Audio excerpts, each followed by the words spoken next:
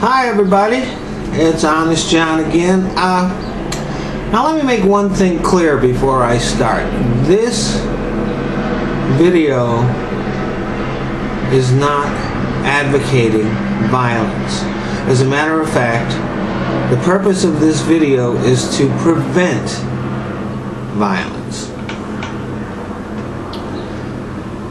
In the last election, the Republicans took power in several states, and once they got in power, they proceeded to advance a radical agenda which now has the people of those states regretting their votes.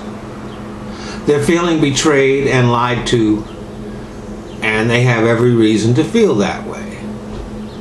And these Republicans know that if the people get their way, they're going to be thrown out. They will either be recalled or they will lose the next election in a landslide.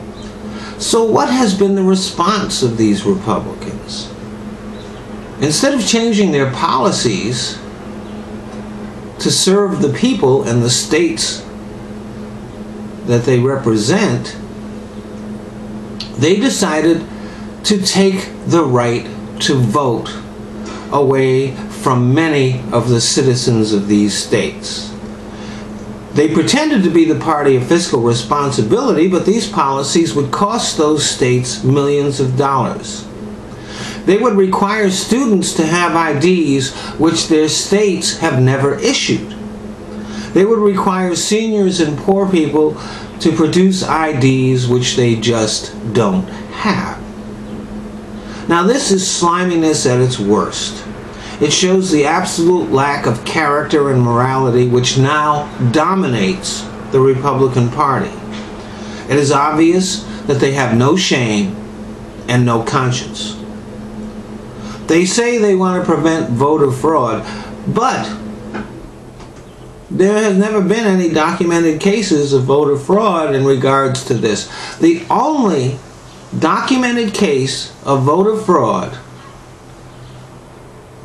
is the Diebold voting machines which arrived at the polling places with votes for George W. Bush already programmed into them. And by the way, I recently spoke with a former employee at Diebold, and he told me that they were making plans for those voting machines for years. So let me give a warning to the Republicans. You do not have the right to take the vote away from American citizens. I'd like to point out that your own rhetoric has long talked about Second Amendment solutions, and this rhetoric may come back to haunt you, because clearly the Constitution and the Declaration of Independence would support the people if they decide to take up arms to defend themselves against you.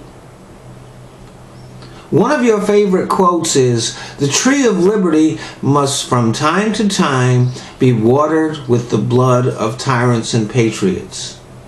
Now you have decided to act like tyrants. So before you go any further, let me ask, do you really want to water the tree of liberty? Thanks for listening.